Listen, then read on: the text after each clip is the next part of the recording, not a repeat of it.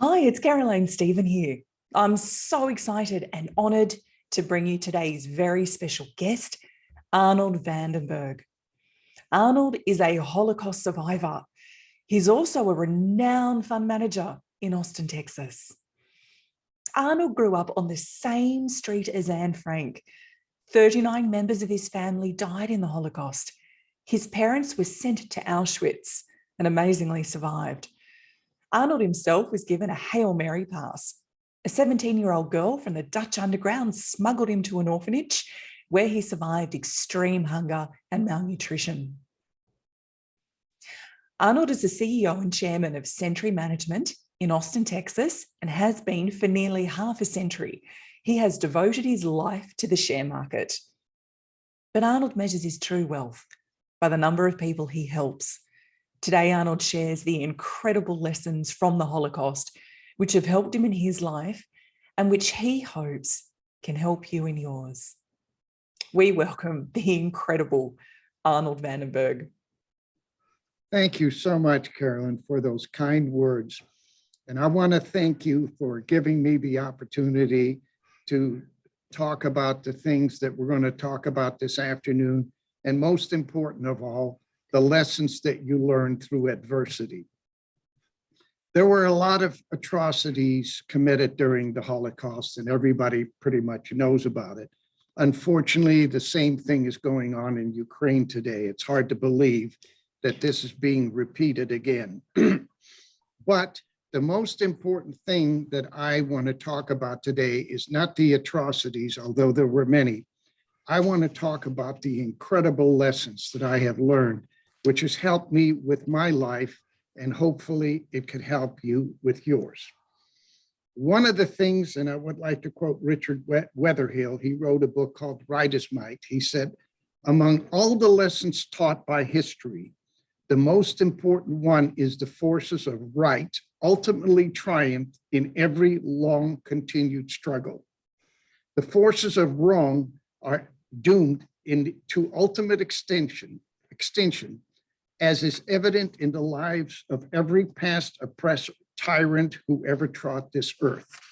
So what we have come to believe by history and by my personal example is that all the wrongs in life do get addressed and right eventually wins over the long run. Unfortunately, in the meantime, a lot of people have to suffer through this. So the first thing I want to mention that our story is very much like Anne Frank. Anybody who's ever heard the story of Anne Frank realized that she lived in Amsterdam, Holland. She was a 13-year-old girl that lived during the same time I was, except that she was 13 and I was 2.5 years old. But we lived very close to each other. We lived on 823 Prinsengracht. This was a famous street in Holland, still is a famous street. And she lived at 267 Prinsengracht, so it wasn't that far away. And it's an interesting story because my daughter went to visit Amsterdam one time. Her daughter, my granddaughter, was playing soccer in Holland, and she went to visit the Anne Frank Museum, and there was a long list of people on the wall there. And she said, who are these people? She says, well, these are the Dutch Jews that didn't survive the war, and they went to Auschwitz. So she looked through the alphabetical and she said her knees got weak when all of a sudden she saw my name and my parents' name on the list. And she said, you know, there must be something wrong with the list because my dad survived and so did his parents. He said, well, that was very unusual. And so that was an interesting story. And I actually have a picture that she took of the wall with our names on it. So that was kind of interesting. We lived on 823 Prinsengracht. So let's just get this really clear. You lived on the same street as Anne Frank. Yes, right down the street. And I have a Google map that shows it's not too far apart. And my parents went into hiding the same way Anne Frank's parents did. They had some good friends, Hank and Marie Bunt. These were Dutch Christians, and they hid my folks. They hid my folks in an attic, just like Anne Frank. After the war, I visited them, and there was a closet with clothes hanging down. There was a little trapdoor underneath, and you crawled through that, and there was a fake wall there.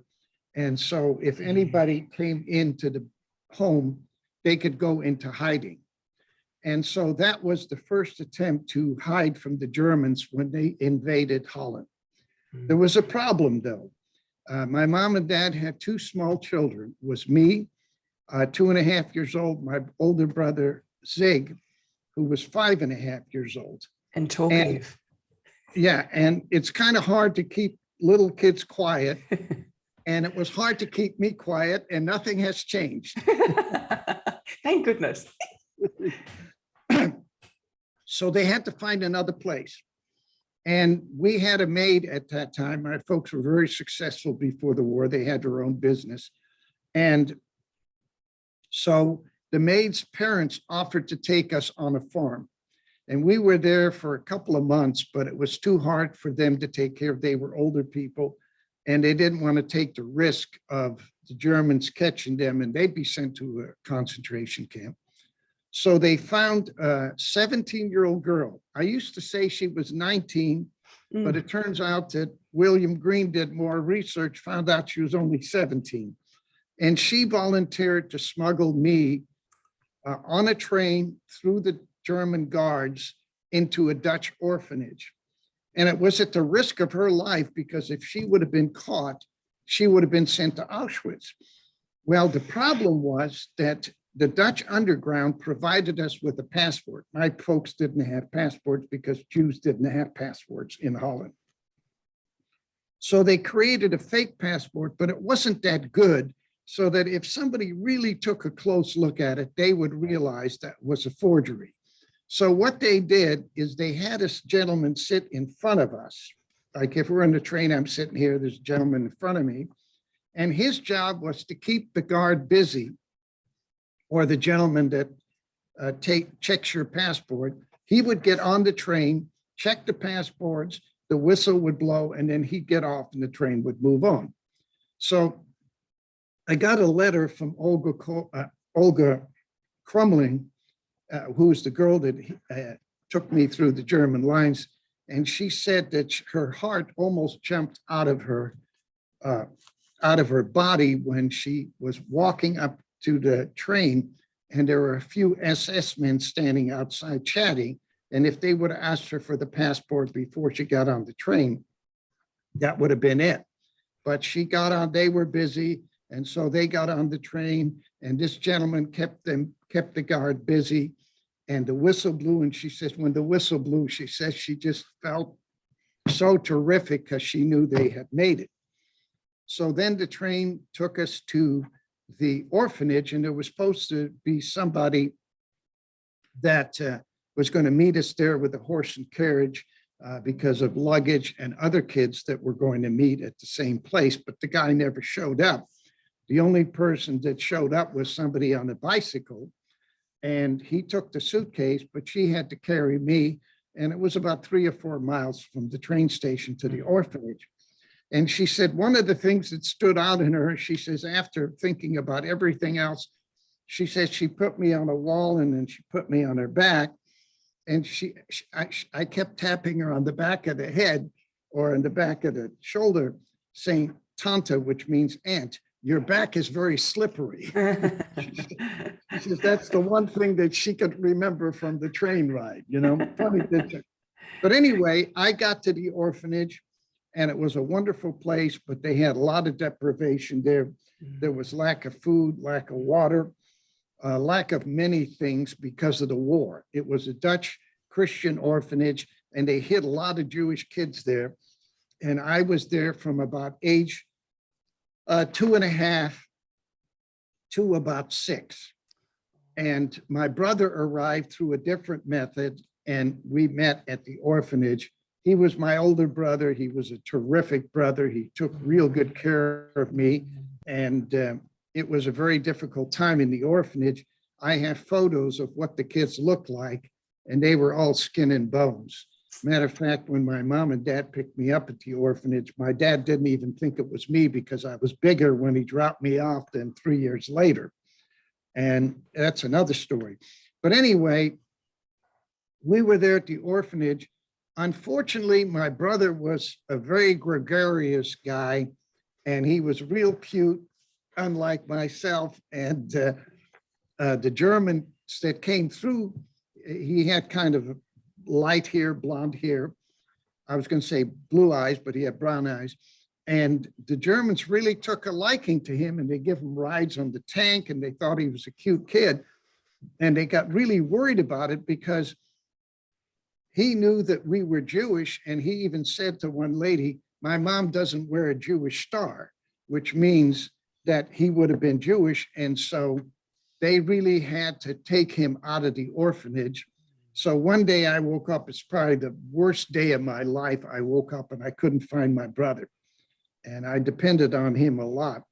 And I asked everybody and nobody knew where he was. They couldn't say it, but the Dutch underground had picked him up in the middle of the night, had taken him to a farm. And he had a fake name called Fritz. Everybody called him Fritz. His real name was Zygmunt, but they called him Fritz. So anyway, there were interesting things that went on in the orphanage. There were times when there was bombing and there was a lot of different things going on.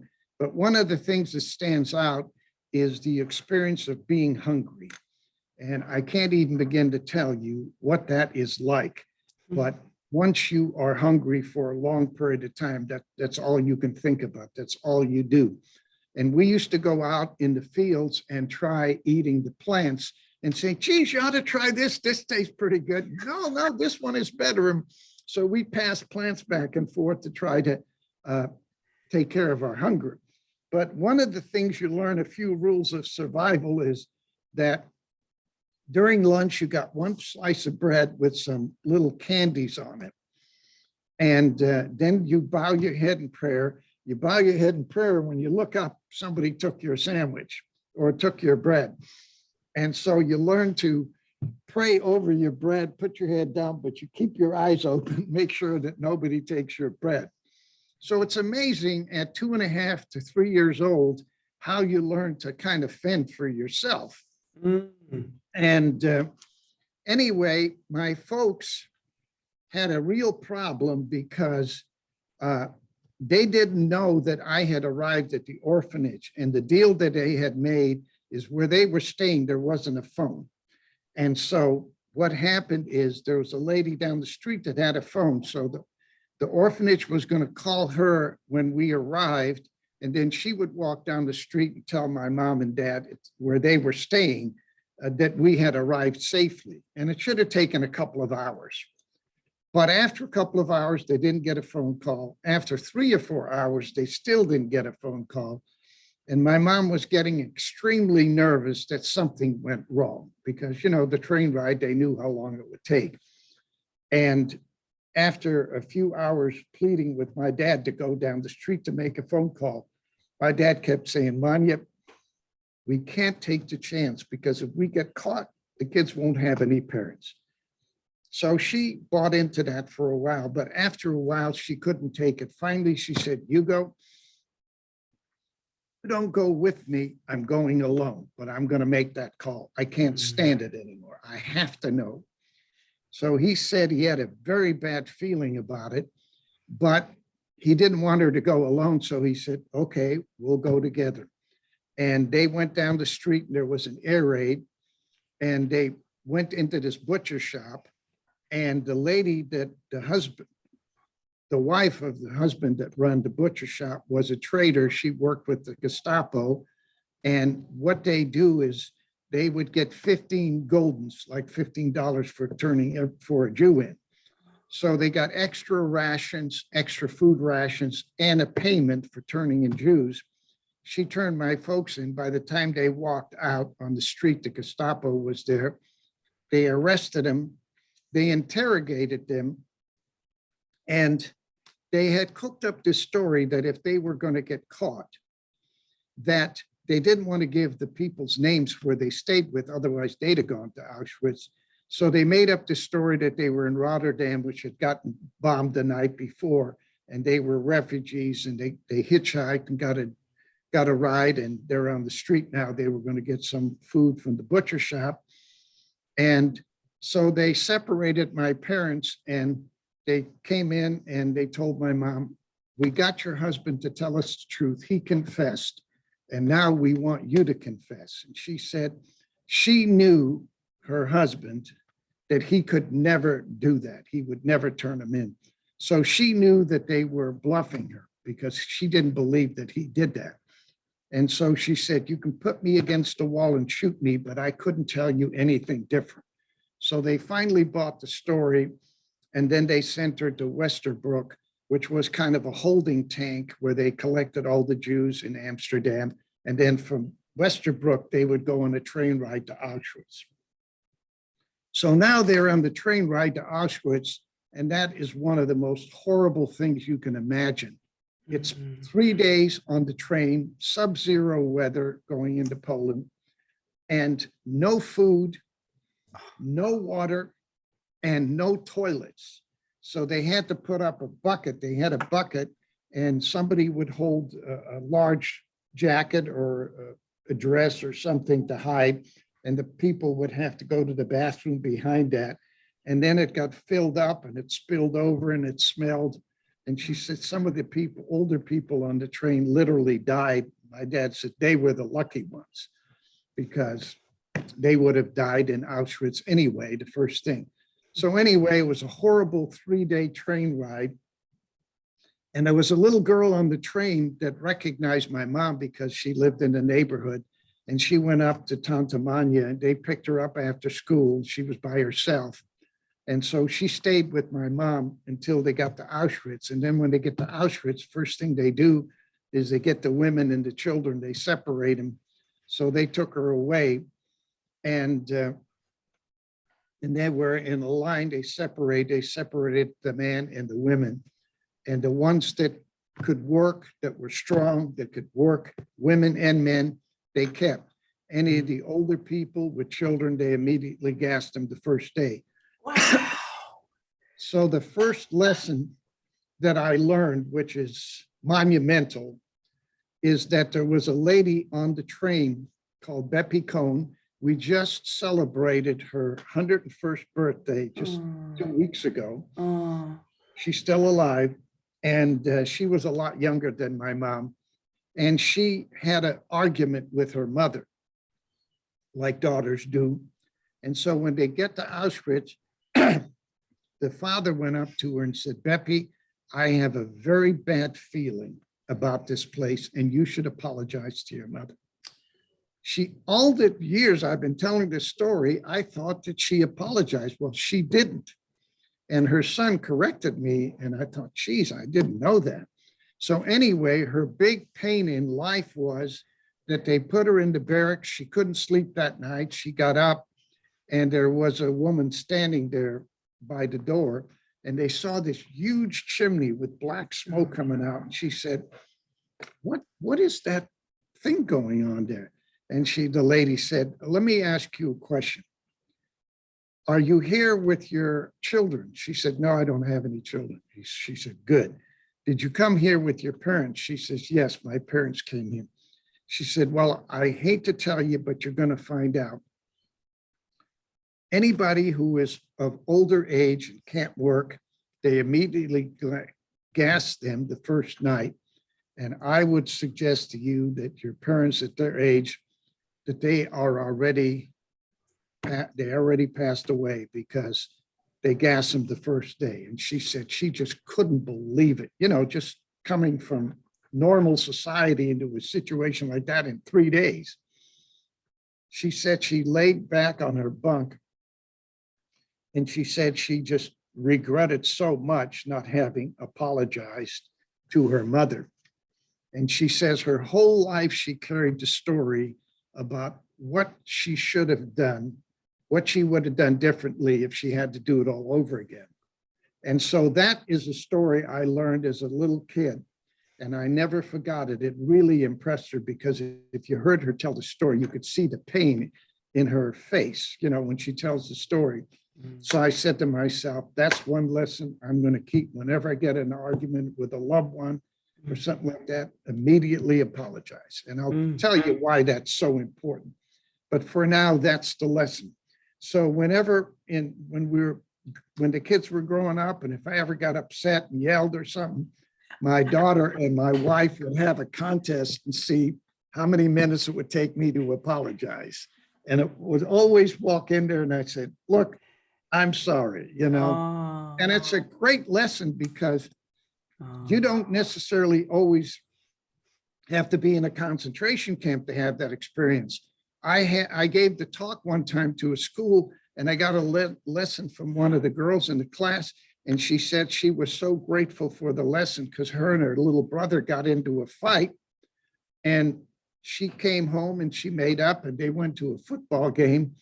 And he was on top of the bleachers and it was about 20 feet down. He fell off and he was in a concussion.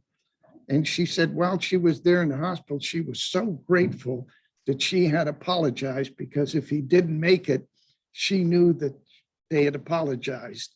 And so that was a great lesson. But the most important thing, which we'll cover later, is the fact that the lesson is that by apologizing immediately, you don't have people store up the anger, which you do as the time goes on and you wait to apologize.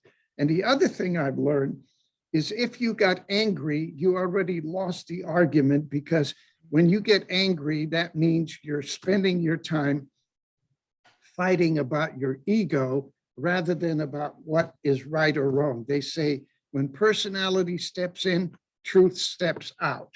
So if you got angry, you might as well apologize because you were wrong, even if your principle was right, because you're wrong in getting your ego involved. So, and I tell people, most of the time I'm wrong anyway, so I'm way ahead of the game when I apologize. So that's a good thing for everybody to know. And then you don't store up anger. The most important other lesson that I learned was from my father. And he was in Auschwitz for 15 months along with my mom. And he was skin and bones. I have a slide here. It shows it just basically looked like a skeleton. And they had to go on a death march. And the death march, he was about my size. I weigh 164 pounds. He weighed 85 pounds. He was 1 inch smaller than me. So he was half my weight. And they had to march in sub-zero weather with regular clothes, 24 hours. The snow was halfway up to their knees. And if they buckled and got weak and the knee touched the ground, they beat you. And if you didn't get up, they shoot you. So as he started the death march, he said, Hugo, what is the best thing I can do to try to survive this? And he thought that the most important thing as he was getting tired is just to focus on moving your leg because you got so tired you didn't think you could move another leg. And he said the thing that he wanted to make sure of is that he always stepped on solid ground because it was icy and you didn't want to slip because if you slipped, you'd get a beating. He said the beatings were so bad you didn't even want to get up. And so he says, you're pretty much finished when you fall down. So he said he was so focused on moving his leg that he made sure that he had firm footing. He locked his knee so that he wouldn't come down. And he said, I never thought I could move another leg. And by focusing, I was able to do it. And he said, a funny thing happened. The more he focused, the more strength he had. And he said, so I said, geez, bro, how'd you get through this? He said, there's something about the mind which we don't understand. But when you focus it, you create more energy. Well, over the years, that really got me to thinking, what is it about the mind that can make you do superhuman things that you wouldn't believe you could do in normal life? Like even today, if somebody said, I had to march for 24 hours in sub-zero weather, I'm not sure I could make it being in good shape, So anyway, that was the most amazing thing. And I have spent at least 45 years, it's probably closer to 50 now, studying the subconscious mind, which is the answer, which I learned later on in life. And I have learned so many fabulous things from that that can really make a big difference in people's lives. But I'll go on with the story. So my dad. Arnold, was it the same death march as Viktor Frankl? Yes, it was the same death march. They didn't know each other, but they were on the same death march. And Viktor Frankl even made an important discovery. Him being a psychiatrist, he studied what's happening to prisoners under adverse condition and so forth. But he had an epiphany. He was on that same death march. Thank you for reminding me. And he had an epiphany. He was marching next to a guy who was his buddy, and he said, I hope our wives are doing better than we are. And he got to thinking about his wife, and he said the more he thought about his wife, he got so into it that he could actually feel her presence. He felt that she was there. They were carrying on a conversation. She could see her smile. And he said, a thought transfixed me. For the first time, I realized that the most important thing in life and the greatest achievement a human being can achieve is to understand love and to be able to share it and to receive it. He said, there is no human being that could achieve anything more than that. And if you read in science, they say the greatest need of a human being is love. Matter of fact, I have a gentleman, Ashley Montague, who wrote an article called The Pathway to Fulfillment. And he was talking about the fact that he spent 50 years studying what makes people happy. And they said, why would you spend 50 years studying what makes people happy? He said, he had that British accent, because I was so profoundly unhappy. And he studied 50 years, he wrote 60 books. And he said the single greatest achievement is to achieve that ability to love. And I'm going to show you why that's so important. And he said, so what do you do if you're the type of person that has not been as loving as you're capable of being? Kind of a smooth way of saying that. He said, you act like a loving person, because it's not what you eat, it's not what you say, it's not what you think, but it's what you do. And as you do certain things, you become that way. So you become a loving person by being a loving person. And it may be unfamiliar at first, but it's like any habit, you become it and you reap a lot of rewards. And I think that's a profound statement right there. But anyway, my dad went, they went along after the death march. They went about another 6 to 9 months. And then he was there with a very good friend of his, and they were going to have to go on another death march. Well, he was even in worse shape. He didn't even have any shoes. And you can imagine marching in the snow without shoes. And people did that. And his friend was laying there dying because he went to see him. He was in a typhus ward. So if you developed typhus, they just took you out of the camp, put you in a barracks away from the camp so you wouldn't infect people, and you just let you die. So my dad went to see him and he said, Hugo, you're not going to go on this death march, are you? And he said, well, I don't have any choice. What else can I do?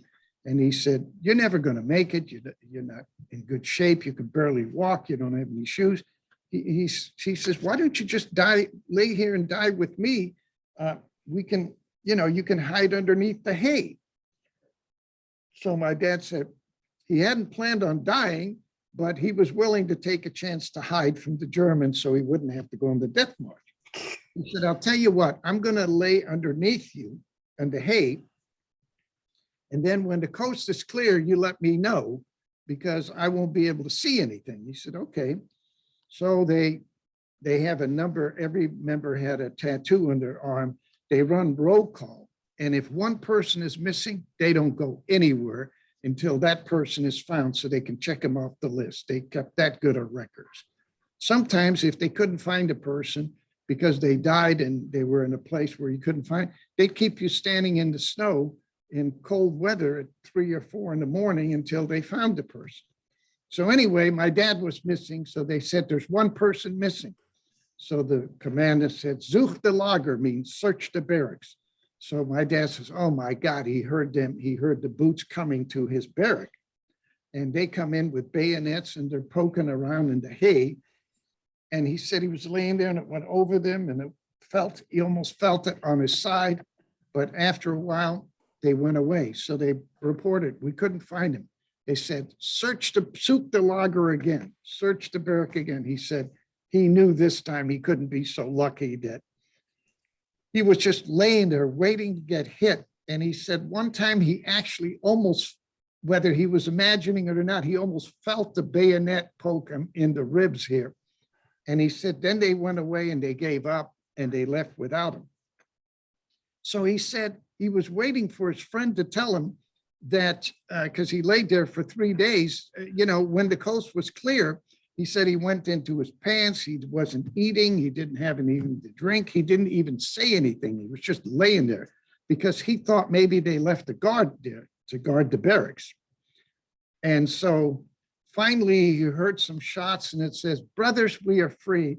The American army broke through in Auschwitz. That was the end. Oh, wow. And when he heard that, a bunch of American soldiers came in and they saw him and they pulled him out of the hay.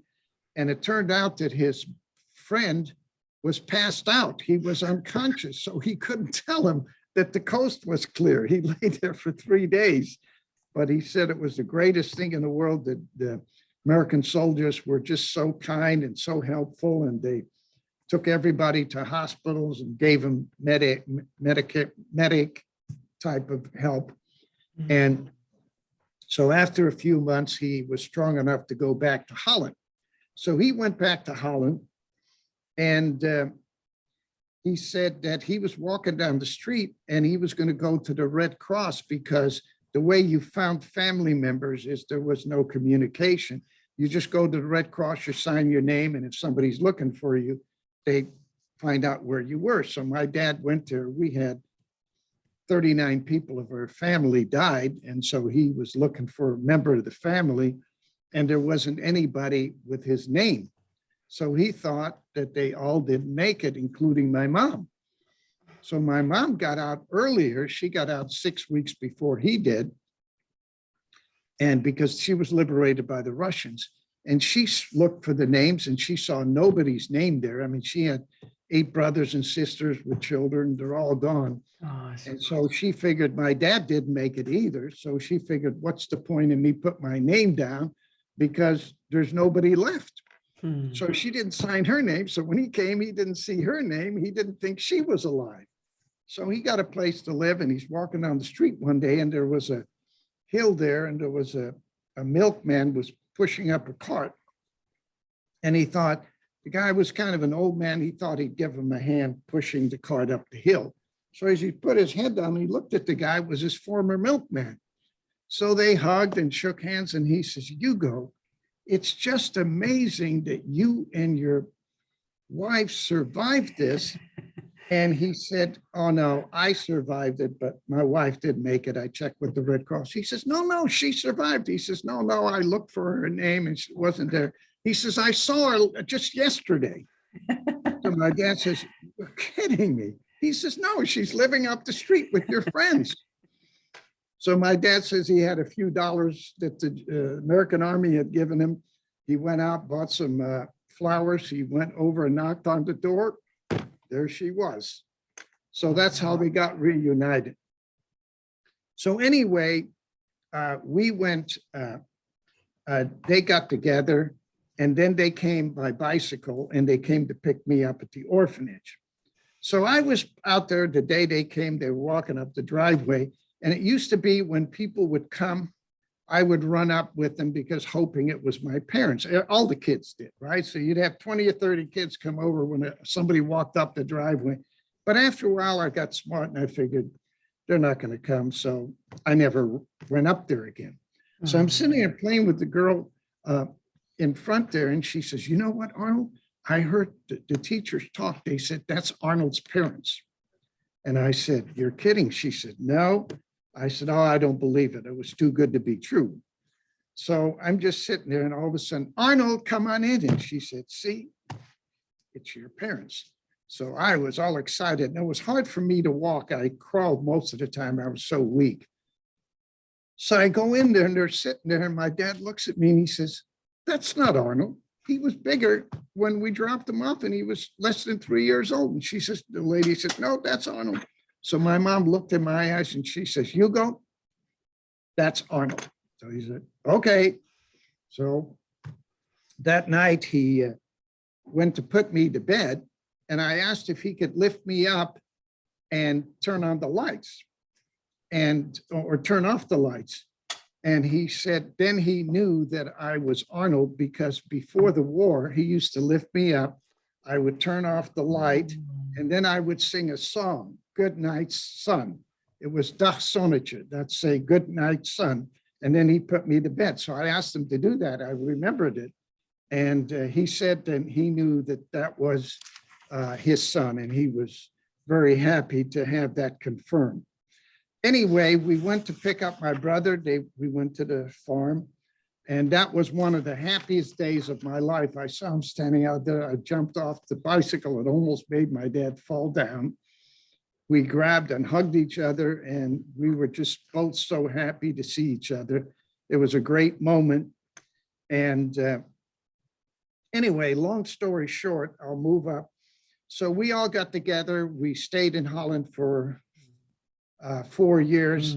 My folks went back into business, built their business back up. And as soon as they had enough money and they got clearance to come to America, we immigrated to America, went straight to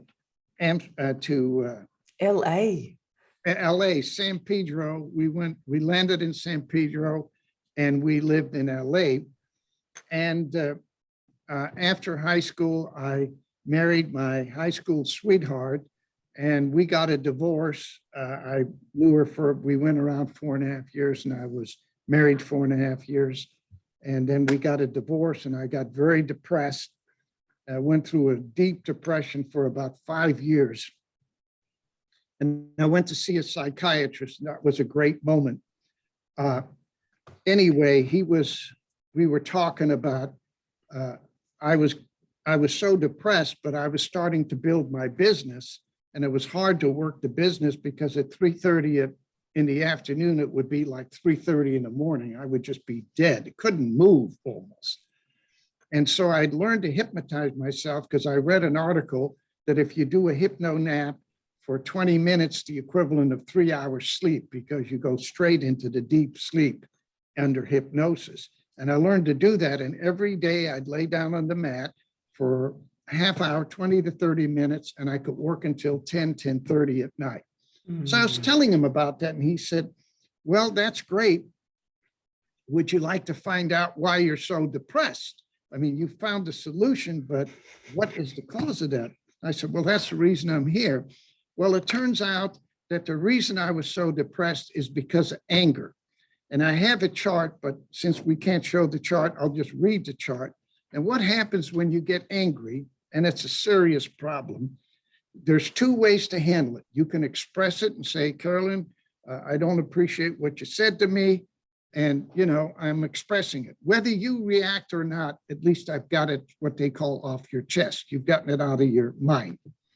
But if you don't do that and say, "I don't want to offend her," or "I'm afraid to do it," or "I don't feel right about doing it," then you repress it. And then the more you think about it, every time you think about it, you get more angry.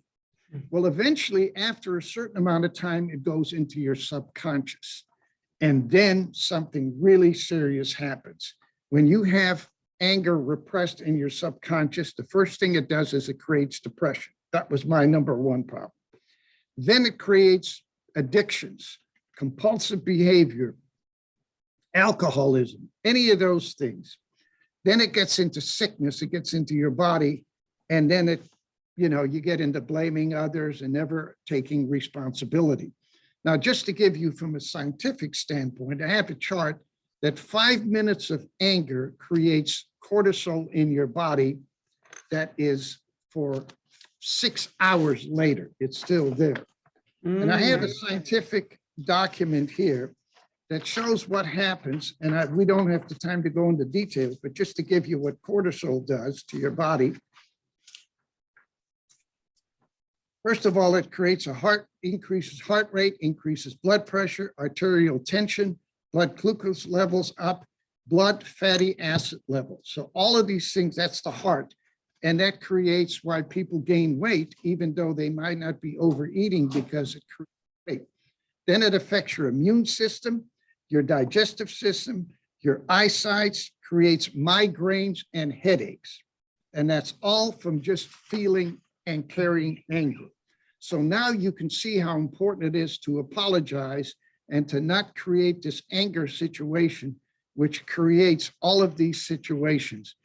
And it took many years for me to work out the anger.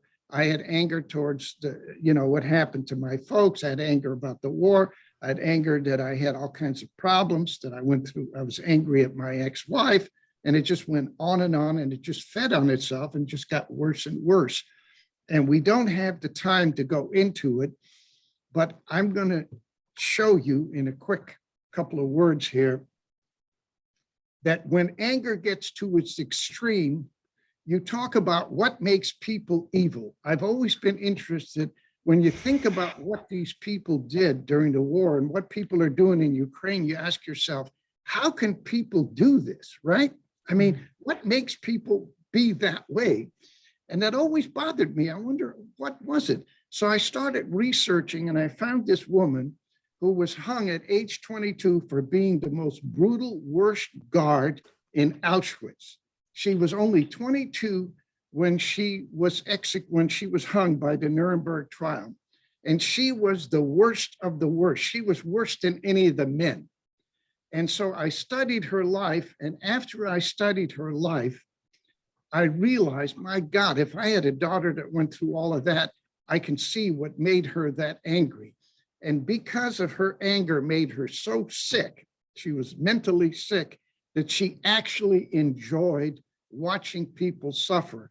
And she did things that I wouldn't even want to repeat here. But it was interesting because, the long story short of her, she was 14 years old. She lived in a Christian community in Germany. They were Lutheran Christian. They were very religious, the way they feel about being a sinner. And her father was a philanderer. He was a womanizer. And they caught him, and her whole family was disgraced. Her mother committed suicide over it, and she was ostracized. Her father wasn't around. She had to quit school. She had to go to work, and they treated her terrible. And she had to do all the dirty work on the farms. Her name is Irma Gresse. You can read about her. And she had to join the Hitler Jugend, which was the youth group where they teach you to be Nazis. Well, she was their star pupil because she was so angry. She was very happy to do all these nasty things to Jews that they taught you to do. Yeah. And so she became a star in the youth program. They elevated her. They gave her a promotion, and she promoted to Auschwitz to become a guard. Then when she was a guard, she thought up all these different devices to torture people. She would have a special whip come, and she would whip women across the breast where it started to bleed, and then she wouldn't let them get treated. And so it got infected, and they died from all of these different things. Then if somebody gave her a bad time, she'd march them off to the gas chamber. She had a dog that she would come into the barracks to scare the women. And if anybody gave her a dirty look, she turned the dog on them. And I mean, it just on and on and on. And it was just unspeakable. But, and I'm not making any excuses for her. If I was on the panel, I would vote for her to get hung because she has to be accountable. But you can understand why anger is such a terrible thing, because it turns human beings into a monster, whereas if they have love, it turns them into saints. So between the saints and the evil people is love and hate. And that's an important lesson for anybody to learn. The next thing I want to cover, which is something that is truly amazing, and that is the fact what lying does to you. And what made me research that is there's a book called The Brother Karamazov. My dad, my whole life used to tell me, you got to read The Brother Karamazov, but it was that thick. And in high school, it wasn't into reading books this thick. But anyway, I never read the book. But as I got older, I was in a bookstore one time and they had Cliff Notes. There was a competitor of Cliff Notes and they had all these classical books, what they wrote short stories on. So I was flipping through it and I thought, geez, there's the Brother Karamazov. I ought to read that book because it's only this thick, right? So I opened it up and when I get to the third page, here's what he said, talking about a lie. When you lie, you lose the ability to discern the truth in yourself and others.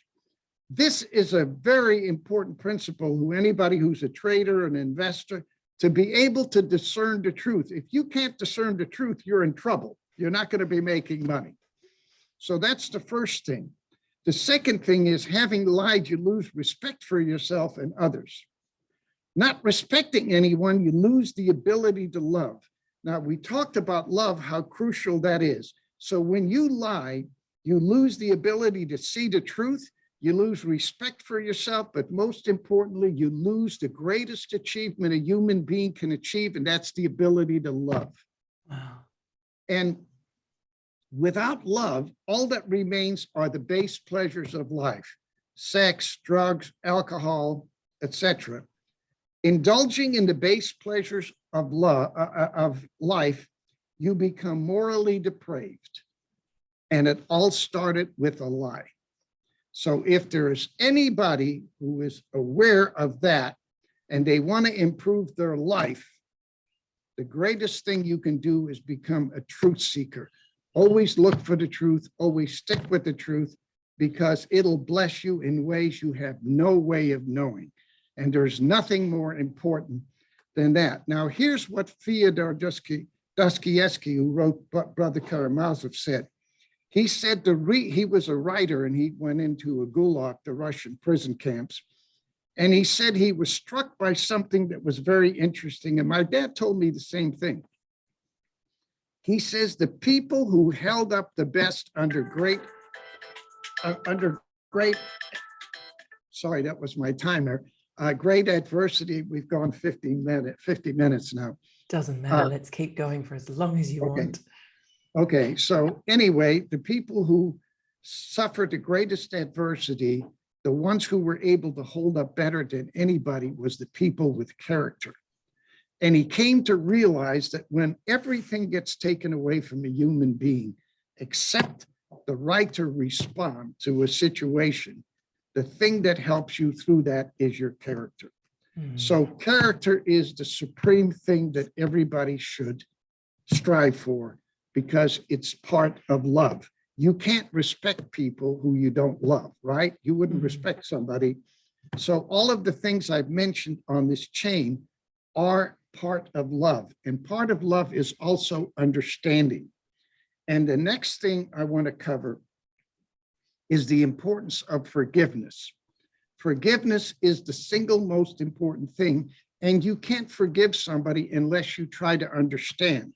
If I had not studied Irma Grease's life, I would never understand how somebody who's basically a good kid can turn into a monster just by the hatred. Yeah.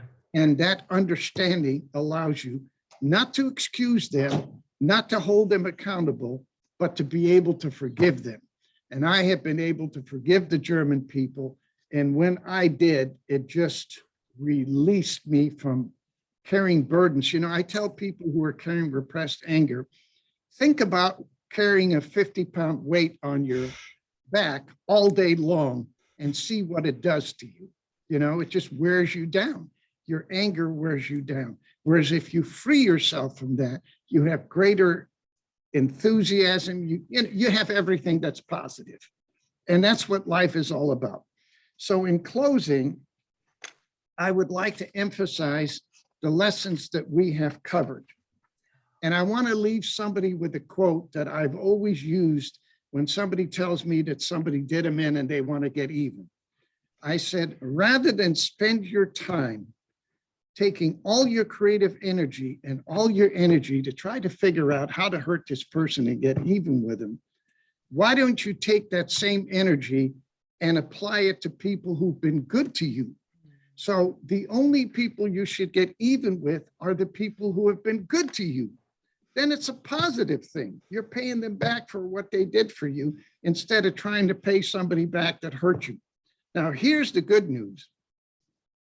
I have kept track of some people who've shortchanged me through my life. And it's interesting that what happened to them, I wouldn't have even wished on them. In other words, as angry as I might have been at the time, I wouldn't have wished what happened to them, what they did to themselves. So that's where the quotation comes from. Everybody reaps what they sow, and it takes time.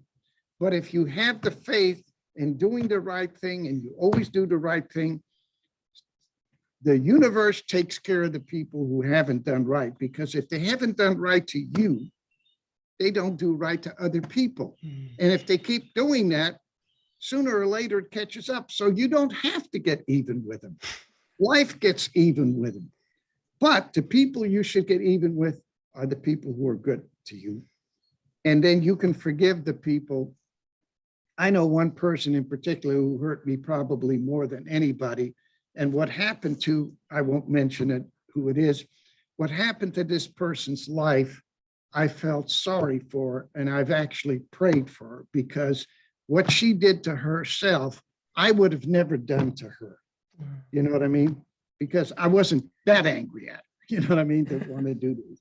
So the point I'm making is concentrate on forgiveness, concentrate on love, concentrate on truth, and every phase of your life, your business will prosper, because people are looking to do business with people who they can trust and who they can love, right? You wouldn't want to give your money to a person who you didn't trust or even like or love. So that's an important part of life that I've learned, that people are always worried about the performance and all of these kind of things. Those are all important. But there's a more important ingredient, and that is the fact that, can you trust a person? And if you can, that's a big step towards becoming successful. And if you look at all the quotes of all the great businessmen, you look at Benjamin Graham, there's about 40 quotes on him. Do you know that 16 out of the 40 quotes that I have on Benjamin Graham, I'll talk about the importance of character. So I would like to sum up this talk by quoting Anne Frank, since we lived in the same place and went through the same thing. And quite frankly, the only reason I made it as opposed to Anne Frank is because my parents threw a Hail Mary pass and took the risk of trusting me to a 17-year-old girl to get me through the lines.